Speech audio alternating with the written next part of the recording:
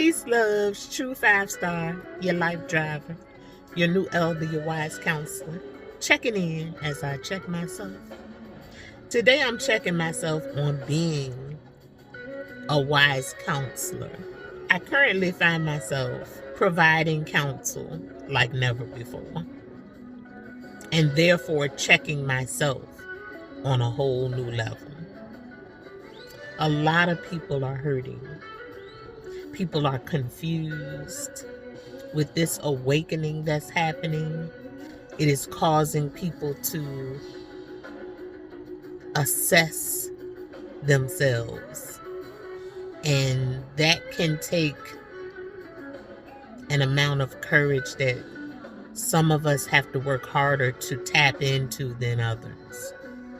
At the very beginning of my own healing journey is when I realized the courage that it takes to face yourself, to face your mistakes, your choices that fostered certain consequences that you have to live with.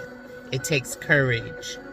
It takes you being apologetic to your current self for the ignorance of your younger self, or the ignorance of your unenlightened self, when you maybe had your head buried in the sand, or were just in survival mode, or just content in ignorance for a time. It happens to the best of us. When you begin, though, to seek higher, there's growing pains involved. And if you're not careful, you can fall behind. You can decide to stay in the blissfulness of ignorance.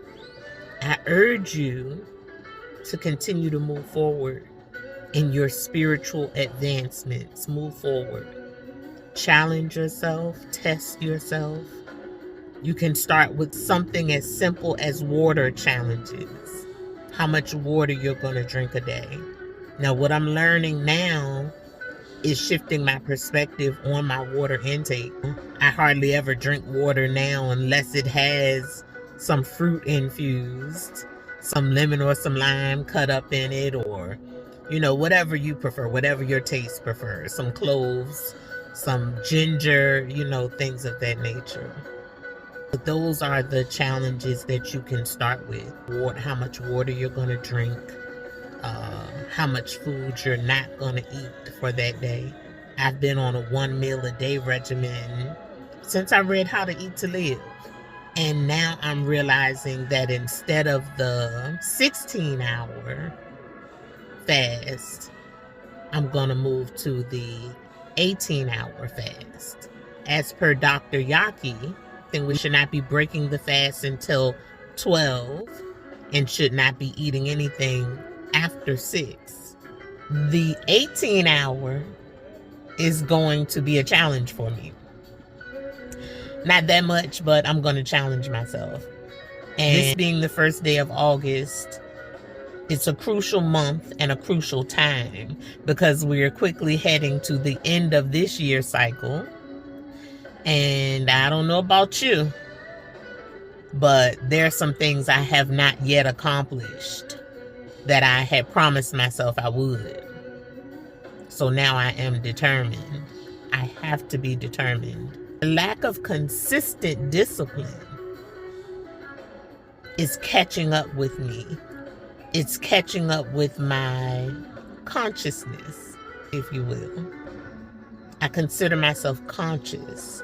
At the same token, I'm now scrutinizing myself, because the responsibility of consciousness comes with a certain level of requirement for discipline. And I say consistent discipline because I'm very disciplined, but not necessarily consistently. And that's the key. Consistency is the key. So I just wanted to be a reminder to someone. Apply some consistent discipline starting today. And that affects so much in various areas of your life. That consistent discipline, it's a superpower. And this is the time for us to power up. Spiritually power up. Peace, loves.